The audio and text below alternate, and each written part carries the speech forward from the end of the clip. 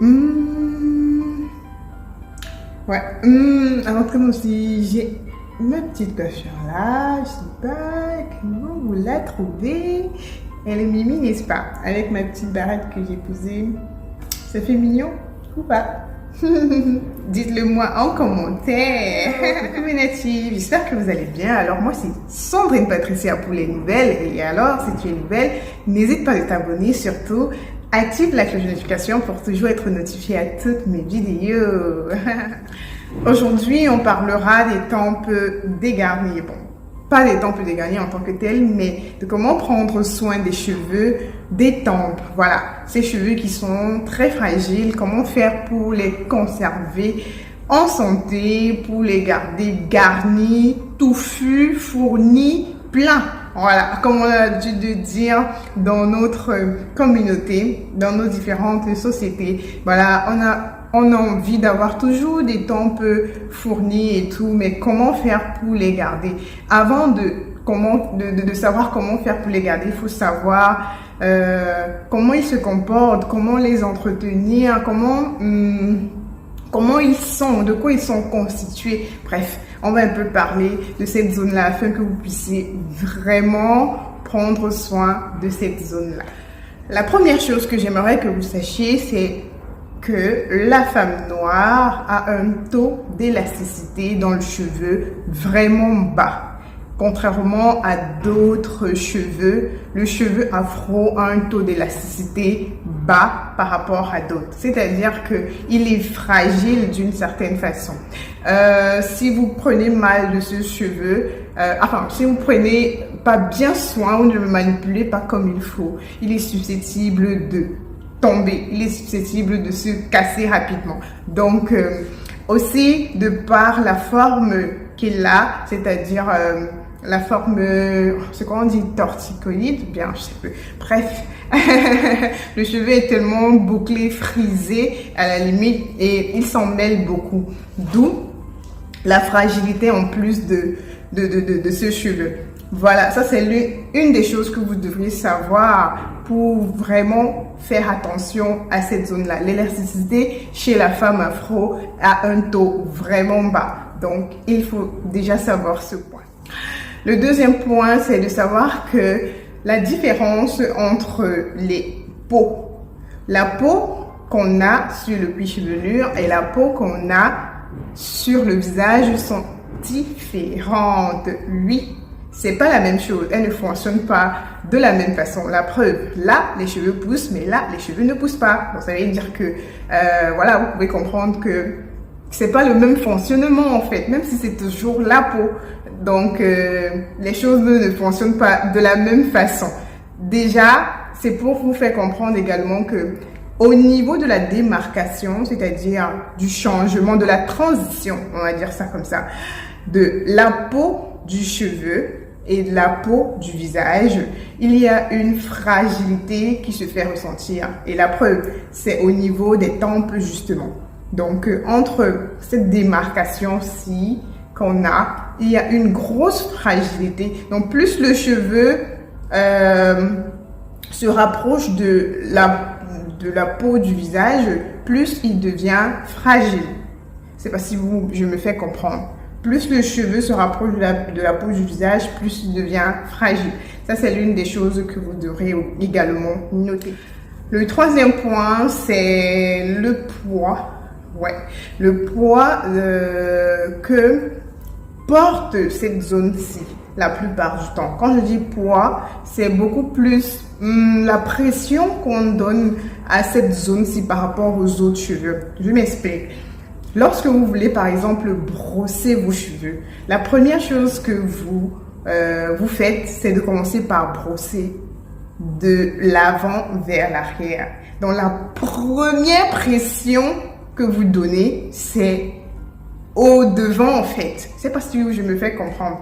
Donc, la première pression que vous avez, c'est sur le cheveu le plus fragile, en fait, pour aller vers le cheveu le plus fort. Donc, ça, c'est un problème. Mais, voilà, comme on ne le sait pas, on a tendance à, voilà, assez facilement comme ça. et tout, mais c'est problématique. Également, lorsqu'on se fait des tresses, vous voyez que le cheveu qui est ici, qui est le plus fragile, c'est le cheveu qui porte le plus, comment je vais dire ça? Bref, on a tendance à donner le même poids de mèche qu'on donne à l'arrière aux cheveux, des tempes également. La plupart du temps, pour que ça soit équilibré, tu ne peux pas venir faire ici tout petit et tu arrives ici, tu fais très gros. Non. La plupart du temps, on fait avec les mêmes proportions, d'où vraiment la fragilité encore en plus, le poids de ces extensions-là qu'il porte. Et également, lorsque vous mettez les, comment on appelle ça, comment j'oublie le nom, les tissages également. C'est toujours ce cheveu qui porte le plus, enfin, il porte le plus de poids que d'autres cheveux en fait. Et c'est pas logique parce que, voilà, c'est la raison pour laquelle, selon les analyses, la femme afro souffre beaucoup plus d'alopécie de traction que d'autres communautés en fait, que d'autres femmes. Parce que c'est la femme qui porte beaucoup d'extensions sur ses cheveux, qui manipule beaucoup ses cheveux de part et d'autre. Donc, ça, c'est un point aussi que vous devrez noter pour comprendre la fragilité des cheveux des tempes. Maintenant, comment les solutions que je pourrais apporter, parce que là, j'essaie un peu de lever les différentes équivoques de fragilité de cette zone-là pour que vous puissiez comprendre. Voilà. Maintenant, j'apporte un peu quelques solutions. La première solution que je vais vous donner, c'est la low manipulation. On ne va jamais vous le dire assez. Manipuler moins ses cheveux, surtout le cheveu afro, vous aide à avoir beaucoup plus de volume, vous aide à avoir de longs cheveux, vous aide à réellement prendre soin de vos cheveux comme il se doit. Surtout de cette partie. Manipuler moins cette partie vous aide vraiment à avoir des tempes fournies. Donc, celles qui font régulièrement les tresses, par exemple, on demande d'en faire beaucoup moins. Même celles qui ne font pas les tresses, par exemple, moi, je porte mes cheveux afro tout au long de la semaine jusqu'au prochain wash day. Quand je fais mes wash day chaque semaine, je fais ma coiffure protectrice le jour du wash day ou le lendemain pour refaire une autre coiffure protectrice une semaine plus tard. À défaut, je la garde 2 semaines. Donc ça, c'est pour permettre aux cheveux de respirer et pour diminuer la manipulation. Également, celles qui portent des extensions.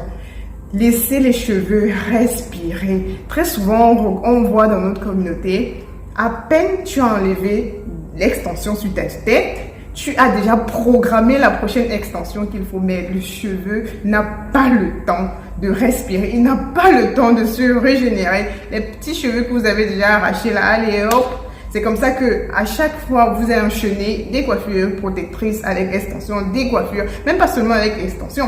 Si vous enchaînez des coiffures protectrices comme ça, sans toutefois laisser vos cheveux respirer, tout le temps natté, qui endommage cette partie, il est fort probable que vos cheveux des tempes en souffrent. Voilà, donc laissez manipuler moins vraiment cette zone, c'est l'hydratation.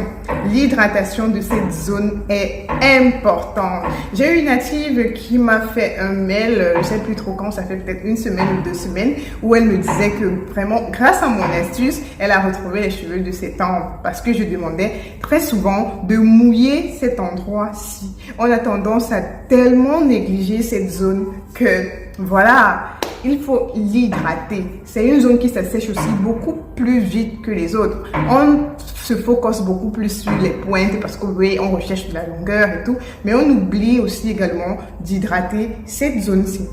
J'avais partagé une fois au début, quand je venais encore de commencer ma chaîne YouTube, une astuce pour faire repousser ses cheveux des tempes. Chaque 2 jours, même chaque soir, ça dépend de vous, vous pouvez mouiller cette zone-ci. Vous la mouillez, qu'elle puisse être rafraîchie et après, vous appliquez une huile en faisant un massage, pourquoi pas. Aussi simple que ça et vous verrez le changement. Et c'est cette astuce que cette native a appliquée. Elle a retrouvé les cheveux de ses tempes. Elle est venue me dire merci. Voilà, donc je vous invite à faire pareil. Ne vous focalisez pas seulement sur les cheveux, sur vos pointes, mais hydratez également les cheveux de vos tempes régulièrement. La troisième astuce que je donnerai, c'est le massage. Ça, c'est un point, c'est une astuce qui marche partout. Lorsqu'on veut faire pousser ses cheveux, lorsqu'on veut les entretenir, bref, le massage crânien est incontournable pour la femme, même pas seulement afro, même la femme caucasienne et tout. Donc, si tu veux avoir de beaux cheveux, si tu veux, voilà, avoir des cheveux qui poussent, tu faut pratiquer un massage crânien tout le temps. Donc, massez vos cheveux avec une huile stimulante pour celles qui ont des tempes dégarnies, une huile de ricin, une huile de jojoba ou bien quelle huile encore? Même l'huile d'avocat, elle est stimulante, ou bien les huiles de pousse qu'on concocte, voilà, pour faire pousser les cheveux. Et ajouter l'huile essentielle de menthe poivrée qui est vraiment réputée pour la pousse des cheveux. Voilà, donc c'est très important de stimuler cet endroit pour la conserver, pour le conserver, un endroit en bonne santé et tout, et ne pas perdre ses cheveux. Donc, je pense que c'est la dernière astuce. Ouais, c'est la dernière. Voilà, c'est tout ce que j'avais à partager avec vous aujourd'hui. Aussi rapidement, chouchoutez les cheveux de vos tempes, car ils sont les cheveux les plus fragiles également. Il y a les pointes, il y a les cheveux des tempes. Ce sont les cheveux les plus fragiles. Désolée pour le bruit, je sais pas si vous l'entendez derrière moi, mais bon, il y a des travaux qui se font en background et tout. Donc, chouchoutez vos cheveux des tempes. Ils sont tout aussi importants que vos cheveux, vos pointes, pour l'évolution de vos cheveux, pour avoir des tempes touffues et tout. Évitez les bandeaux, évitez un certain nombre de choses, mais vous pouvez les mettre vraiment très, pas régulièrement, très, comment je vais dire ça? Pas très souvent, voilà, de temps à autre, une fois tous les 2 mois, une fois tous... Bref, espacez vraiment lorsque vous faites des choses qui vont abîmer vos cheveux, très important. On se donne donc rendez-vous aux prochaines vidéos. J'espère que vous avez aimé cette vidéo comme d'habitude. D'ici là, portez-vous bien. N'hésitez pas de vous abonner sur mes différentes plateformes, Facebook, Instagram, ma boutique en ligne, mes natives. Allez, je vous aime. Bisous, bisous, je vous attends en commentaire pour d'autres astuces. Allez, bisous, bisous.